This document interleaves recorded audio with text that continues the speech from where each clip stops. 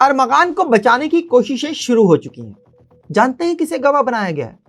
اور پھر ارمغان اور شیراز کو بری سمجھیے. ان تجوریوں میں ڈالرز بھرے ہوئے تھے. ساحر سے انویسٹیگیشن میں SIU کو ابھی تک کوئی بڑا بریک تھرو نہیں مل سکا ہے. ساحر کے فون میں انسٹاگرام لاگ آف ہو گیا ہے. ساحر کے انسٹاگرام اکاؤنٹ کا ایکسس کسی اور کے پاس بھی تھا. گندا ہے پر دھندا ہے یہ.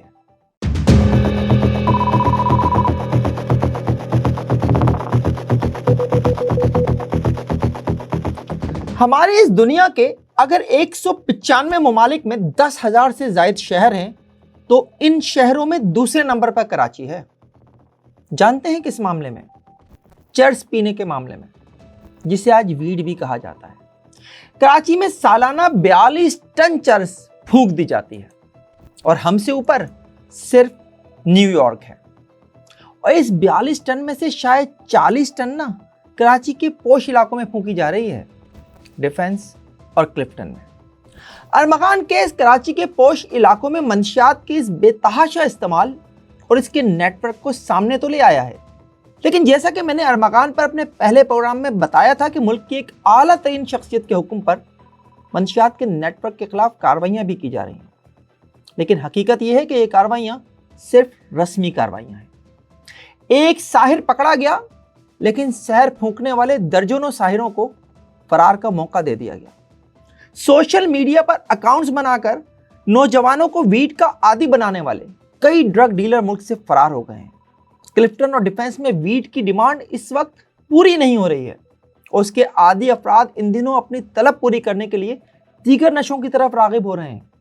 اور آئس اور کوکین کے ڈیلرز کے تو ارمغان کیس کے بعد مزے آ گئے. آج کے اس پروگرام میں کراچی میں ویڈ کے نیٹ ورک اور ارمغان سے متعلق کچھ مزید گفتگو ہوگی. لیکن اس سے پہلے اگر آپ نے اب تک میرے چینل کو سبسکرائب نہیں کیا ہے تو پلیز سبسکرائب کیجئے، ویڈیوز کو لائک اور شیئر کیجئے اور کامنٹ سیکشن میں جا کر کامنٹ کرنا نہ بھولیے گا. اداکار ساجد حسن کے بیٹے ساحر حسن کی گرفتاری سے ویڈ ڈیلرز کے نیٹ ورک پر ایک بڑی ضرب پڑی ہے اور ساحر کی گرفتاری بھی ارمغان کیس سے جڑی ہے. ارمغان عامر مصطفیٰ کے علاوہ ساحر سے بھی ویڈ خریدتا تھا اور ارمغان کو بریک کرنے کے بعد جب ملک کی اعلیٰ شخصیت کے حکم پر کراچی کے پوش علاقوں میں منشیات کے نیٹ ورک کے خلاف کارروائی کا حکم ملا تو انٹیلیجنس بیورو ارمغان کے کال ڈیٹا ریکارڈ کے ذریعے ساحر تک پہنچ گئی اور پھر ساحر کے کال ڈیٹا ریکارڈ سے اس نیٹ ورک سے متعلق دیگر افراد بھی IB اور پولیس کے سامنے آ گئے. لیکن ہماری پولیس تو ہماری پولیس ہے نا، کچھ ٹھیک کرتے کرتے بھی بہت کچھ خراب کر دیتی ہے.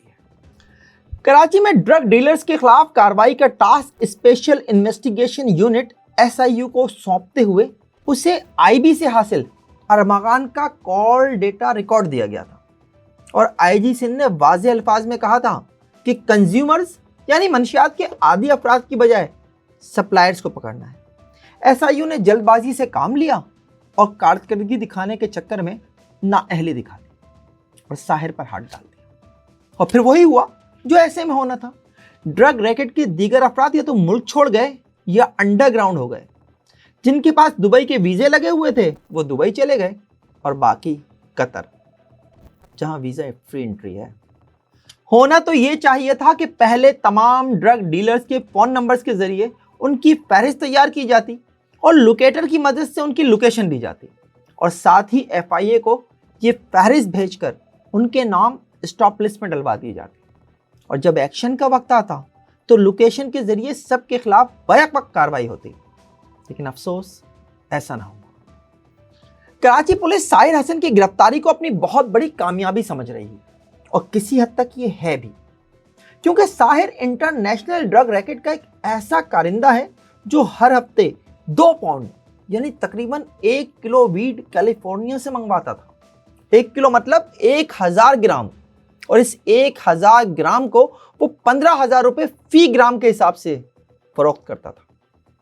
15,000 = 1000 بنے 1.5 کروڑ روپے، یعنی وہ ہفتے کے 1.5 کروڑ روپے کا دھندا کرتا تھا. یعنی مہینے کا 6 کروڑ اور سال کا تقریباً 72 کروڑ روپے کا دھندا. گندا ہے پر دھندا ہے یہ. गिरफ्तारी के वक्त भी साहिर हसन के पास से 557 ग्राम वीड मिली थी, जिसका केमिकल एग्जामिनेशन कराया गया तो पता चला कि वो आला दर्जे की वीड है, जिसकी मालियत 15,000 फी ग्राम के हिसाब से 83,55,000 रुपए बनती है, जो वो साथ लेकर घूम रहा था। साहिर की उम्र सिर्फ 27 साल है और वो गुज़िश्ता 10 सालों से वीड का नशा कर रहा है, यानी ज़माने तालिब इल्मी से, और इस हद तक नशे का आदी हो चुका है कि उसे अपने इस्तेमाल के लिए 2 औंस यानी 30 ग्राम वीड डेली चाहिए होती थी। और अगर उसके अपने ही रेट से देखा जाए तो 1,35,00,000 की वीड तो महाना वो खुद ही पी जाता था। साहिर से इन्वेस्टिगेशन में एसआईयू को अभी तक कोई बड़ा ब्रेक थ्रू नहीं मिल सका है।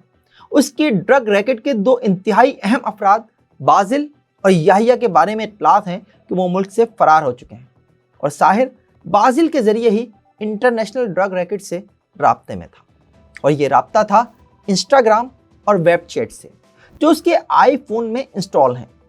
अब एसआईयू की किस्मत की खराबी देखिए कि साहिर के फ़ोन में इंस्टाग्राम लॉग ऑफ हो गया है और साहिर को उसका पासवर्ड याद नहीं आ रहा।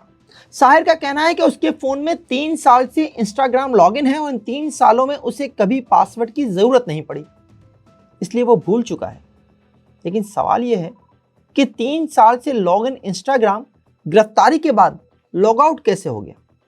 तो पुलिस को लगता है कि साहिर के इंस्टाग्राम अकाउंट का एक्सेस किसी और के पास भी था और साहिर की गिरफ्तारी के बाद उसने पासवर्ड चेंज कर दिया। और यकीनन ऐसा ही होगा। ड्रग रैकेट के अफराद अपने आप को महफूज करने के लिए ये सब तो करते ही होंगे। अब मसला ये है कि इंस्टाग्राम लॉगिन हो तो ड्रग रैकेट तक पहुंचा जाए, और इंस्टाग्राम का पासवर्ड कैसे हासिल किया जाए, इसमें एसआईयू को मुश्किल का सामना है, क्योंकि टेक्निकली तो हमारी पुलिस इतनी साउंड है नहीं। अब रहस्य है कि एफआईए साइबर क्राइम ही बची, उससे इस मामले में मदद मांगी गई है, तो उन्होंने पेपर पर इतनी सारी रिक्वायरमेंट भेज दी हैं कि सादा सी पुलिस को कुछ समझ ही नहीं आ रहा कि करें तो क्या करें। साहिर हसन वीड के इस धंधे में इतना मंझ चुका था कि अब वो मंगवाई गई वीड को 1 ग्राम की पैकिंग में भी खुद पैक करता था, और उसके लिए स्टिकर्स वो अली बाबा से ऑर्डर किया करता था, जिन पर बार कोड भी होते और ये वीड कहाँ उगाई गई, उस फार्मर का नाम और कब उगाई गई वो तारीख भी लिखी होती। यानी धंधा पूरी ईमानदारी से कर रहा था। वो मुख्तलिफ नामों से वीड बेचता और सबसे ज्यादा बिकती थी एली वीड, यानी कैलिफोर्निया से आई हुई चर्च, जबकि उसके दीगर आइटम्स में जंगल बॉय, एलियन लैब, गैलो ग्लेटो, शर्प मनी, कुकीज और ग्रैंडी फ्लोरा भी शामिल हैं, जिनकी पैकिंग्स भी उसके पास से मिली हैं। साहिर हसन ने 2016 में अपने घर में भी वीट की काश्त की थी और कैलिफोर्निया से वीट के बीज मंगाए थे। इस मकसद के लिए उसने अपने घर में ही एक ग्लास रूम यानी शीशे का कमरा तैयार किया था, जहां कंट्रोल टेम्परेचर में उसने वीट उगाई।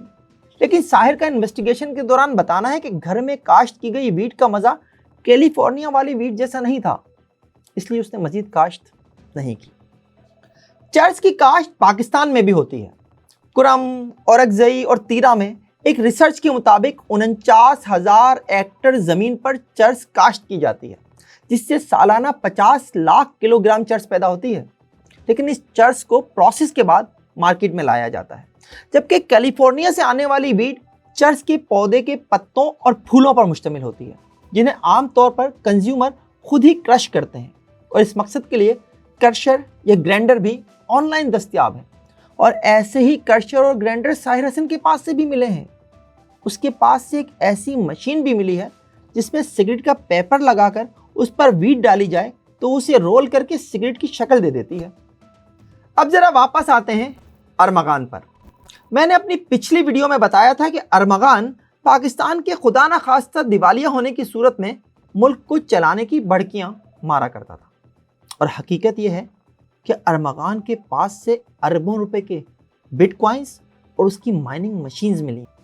अरमगान को बचाने की कोशिशें शुरू हो चुकी हैं, और बचाने वाले उसी बड़े घर के लोग हैं जिन्होंने डीआईजी CIA मुकद्दस हैदर को इंतज़ार कत्ल केस में बचाया था, और आज वही मुकद्दस हैदर से अरमगान को बचाने की कोशिश कर रहे हैं। इंतज़ार कत्ल केस पर भी किसी वक्त प्रोग्राम करूंगा, इस वक्त ज़रा अरमगान पर गुफ्तगू जारी रखते हैं। अरमगान केस में मुकद्दस हैदर के मातहत एंटी वायलेंट क्राइम सेल ने 2 गवाह तलाश किए हैं। इस तलाश पर मुकद्दस हैदर, उनके एसएसपी, एवीसीसी समेत तमाम अफसरान को सलाम बनता है। जानते हैं किसे गवाह बनाया गया है?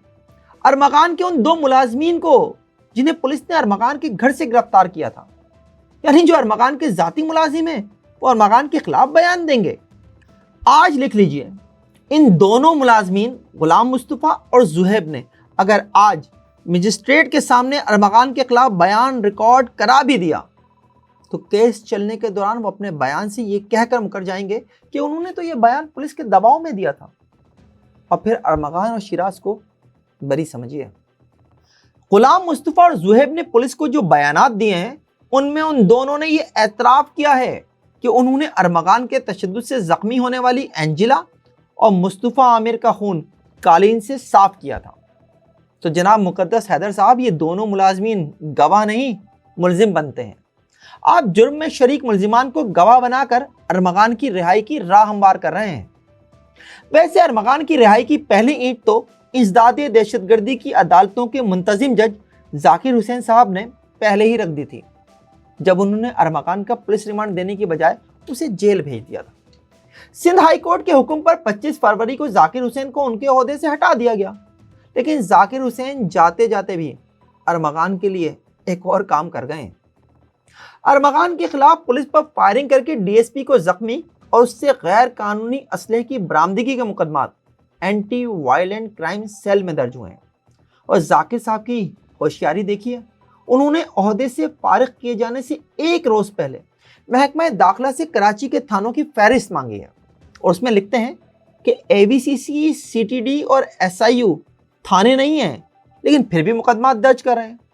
जाकिर हुसैन ने अपने खत में अरमगान के खिलाफ मुकदमा दर्ज करने वाले कराची पुलिस के शोबे एवीसीसी के दायरे इख्तियार पर सवाल उठाया है, और ज़राए ये बताते हैं कि जाकिर हुसैन को 25 फरवरी के दिन ओहदे से फारिग किया गया है, और उन्होंने महकमा दाखिला को ये खत भी उसी रोज़ लिखा है, लेकिन उस पर तारीख 1 दिन पहले यानी 24 फरवरी की डाली गई है। वैसे ये काम अगर अरमगान का वकील करता तो समझ में भी आता कि अपनी फीस हलाल कर रहा है, लेकिन यहाँ तो ये काम जज साहब खुद कर रहे थे। अरमगान के घर से बरामद होने वाली 2 तिजोरियां भी इस वक्त इशू बनी हुई हैं। पुलिस ने इन दोनों तिजोरियों का एफआईआर में कहीं जिक्र नहीं किया है, और वो इब्तिदा में इन्हें खोलने में भी नाकाम रही थी, क्योंकि अरमगान को तो जाकिर हुसैन ने पुलिस रिमांड में देने की बजाय जेल भेज दिया था। पुलिस ने तिजोरियों को खोलने के लिए दर्रे से एक पठान को भी बुलवाया था, लेकिन वो भी इन डिजिटल सेफ को खोल नहीं सका था। ताहम अब इत्तला यह है कि इन तिजोरियों को अरमगान की मदद से खोल लिया गया है, और कहा यह जा रहा है कि दोनों तिजोरियां खाली हैं, लेकिन कुछ लोग हैं जो इसे तस्लीम करने के लिए तैयार नहीं हैं, और उनके मुताबिक इन तिजोरियों में डॉलर्स भरे हुए थे। तिजोरियों में डॉलर्स थे या सिर्फ कुछ बिल्स? अरमगान के गवाह अपने बयान से कब मुकरते हैं, और साहिर हसन के ड्रग रैकेट के खिलाफ कोई कार्रवाई हो भी पाती है या नहीं? मैं इस केस के हवाले से आपको मुसलसल अपडेट रखूंगा। मैं सबूत ले आया हूं कि अरमगान इंटरनेशनल ड्रग रैकेट का हिस्सा था। मैंने कहा था अरमगान बाहर से ड्रग्स मंगवाता था। मैंने ये भी कहा था कि वो डार्क वेबसाइट्स के जरिए ड्रग्स मंगवाता और बिटकॉइंस के जरिए पेमेंट करता था। वो कामरान कुरैशी यानी अपने बाप के नाम पर ड्रग्स मंगवाता था, लेकिन पता जाली होता था, और ये काम वो 2017 से कर रहा था, यानी 22 साल की उम्र से।